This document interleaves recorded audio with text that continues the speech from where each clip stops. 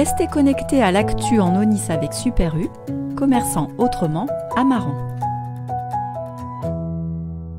Bon Aurélie, aujourd'hui on se retrouve sur la pelouse de Maran, de l'Amicale Rugby de Maran, une pelouse que vous connaissez bien. Alors on va commencer par le départ. Vous êtes arbitre international de rugby. Ça fait combien de temps que vous faites ça? Ça fait 11 saisons que j'arbitre. Et au niveau international, j'ai démarré en 2019. Alors, voilà, on voit pas beaucoup d'arbitres femmes dans le milieu du rugby. Comment ça se passe à ce niveau-là? C'est compliqué de faire sa place quand on est dans un milieu assez masculin quand même? Oui, en fait, pour vous donner quelques statistiques, en France, on est un peu plus de 3000 arbitres, on est à peu près 150 femmes, donc vous voyez que la proportion est plutôt faible. Et effectivement, à l'international, je suis la seule française en tant qu'arbitre central pour le moment à représenter la France. Donc voilà, ça reste quelque chose d'assez rare. Et effectivement, voilà, on est dans un monde plutôt masculin où il faut faire ses marques et montrer encore un petit peu plus qu'on a le droit d'avoir sa place. Alors voilà, vous parlez d'arbitrage international. Vous avez arbitré récemment le tournoi Destination moins de 20 ans. Est-ce que le fait qu'il soit plus jeune, c'est plus compliqué pour s'imposer ou pas forcément? Pas forcément. Sur le tournoi moins de 20, ça a été plutôt bien accueilli. Du coup, on est beaucoup d'arbitres féminines à être sur le moins de 20 cette année pour justement être en phase de préparation pour la Coupe du Monde qui aura lieu au mois d'octobre. Et du coup, voilà, ça rentre un peu dans les mœurs. On voit de plus en plus de femmes à l'international. Voilà, mes confrères étrangères ont pu officier sur des matchs de Challenge Cup, par exemple. Donc voilà, c'est moins la rareté. De plus en plus, les femmes commencent à prendre leur place. Alors vous, peut-être pas au niveau de palmarès, mais sur votre carrière d'arbitre international, on a pu vous voir où, par exemple, hormis sur le tournoi des destinations de moins de 20?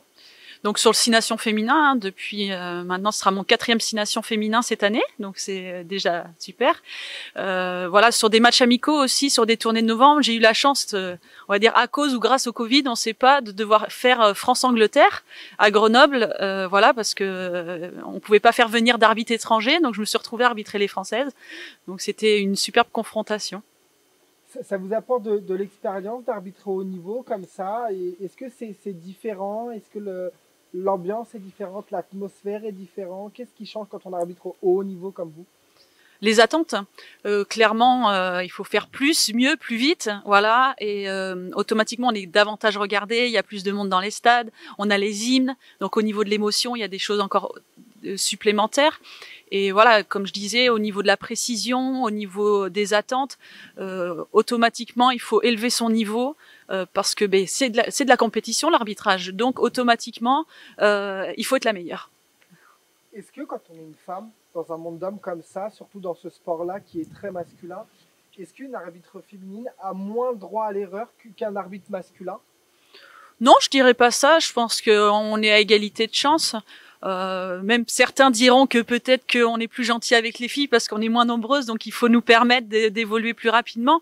Donc en tout cas, je me sens pas lésée vis-à-vis de mes confrères garçons, ça c'est sûr. Ça a évolué parce que quand j'ai démarré il y a 10 ans, c'était beaucoup plus compliqué. Aujourd'hui, au contraire, on est là pour accompagner, pour aider le développement de l'arbitrage féminin. Et du coup, clairement, voilà, on aide à franchir des caps peut-être même un peu plus rapidement que des garçons. Alors là, vous parliez de vos débuts, il y a 10 ans. Comment vous êtes arrivé au rugby? On sait que vous avez chaussé vos premiers crampons ici, C'est ça. Sur la pelouse de Maran. Quel est votre parcours, en fait, finalement?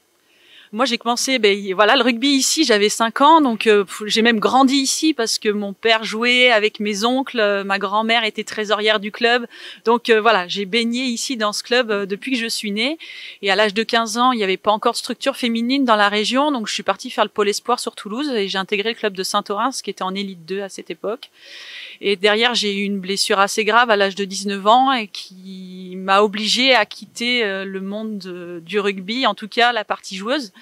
Et du coup, l'arbitrage a été une option pour rester en tout cas dans le sport que j'aime. Donc voilà, le momentum, ça a été cette blessure.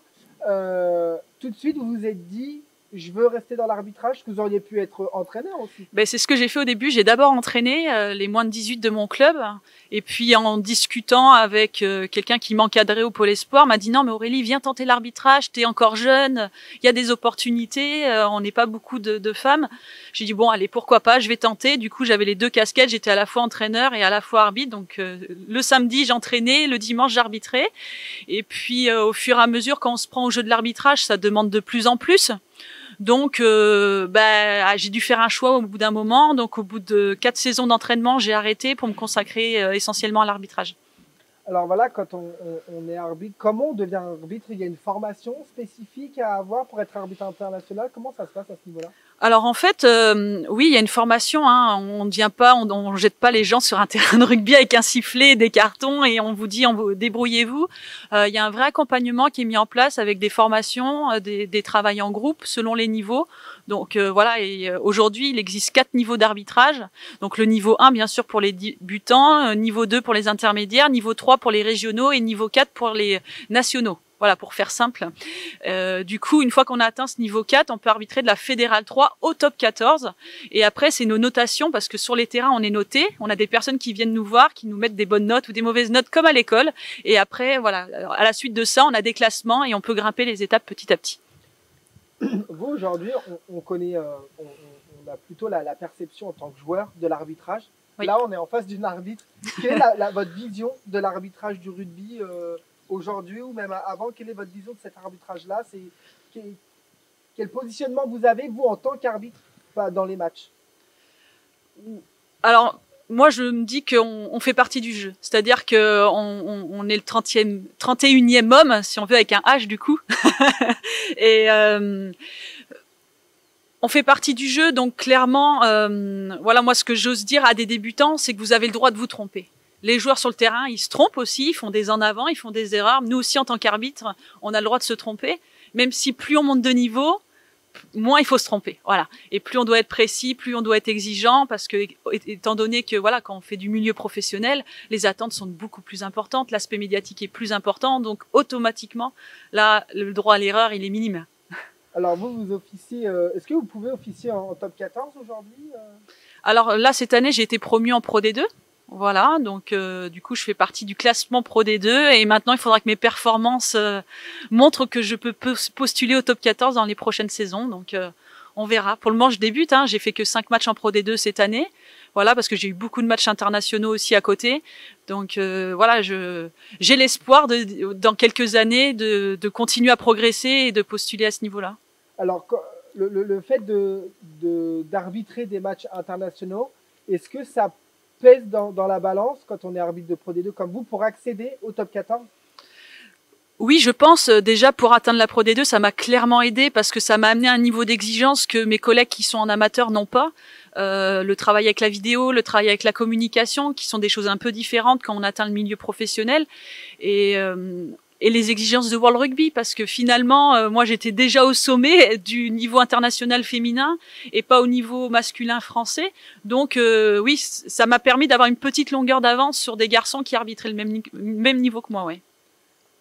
Quelle relation vous avez sur un terrain avec les joueurs? Là, on sait que des fois c'est compliqué, il y a beaucoup de joueurs qui veulent arbitrer à la place de l'arbitre.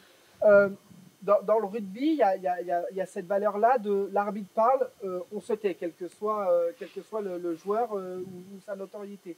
Comment cette relation-là évolue, vous, que ce soit en Pro D2 ou à l'international? C'est vrai que dans le rugby, on a cette chance-là, il y a un respect mutuel. Et on le retrouve toujours, finalement, on a très peu de contestations. Alors on a le droit d'être pas d'accord, hein, bien sûr. Hein. Et je pense qu'il faut juste être honnête et à un moment donné, l'arbitre a le droit aussi d'avouer ses erreurs. Et moi, je préfère être dans cette philosophie-là que d'être têtu et de dire non, vous avez tort, c'est moi qui ai raison. Non, il faut plutôt être dans le dialogue, je pense. Et même si pendant le match c'est compliqué, il faut que le match continue, qu'on passe à autre chose. Et c'est vrai que ce respect qu'on peut avoir, que ça soit joueur-arbitre ou même avec les staffs, ou même avec le public. Globalement, on n'a quand même pas trop de soucis avec le public dans le milieu du rugby. Donc, ça reste hyper positif et au contraire, moi, j'aime bien cette ambiance-là aussi. Comment vous gérez l'arbitrage vidéo? C'est quelque chose qui, voilà, qui de tout temps dans le rugby, quasiment maintenant.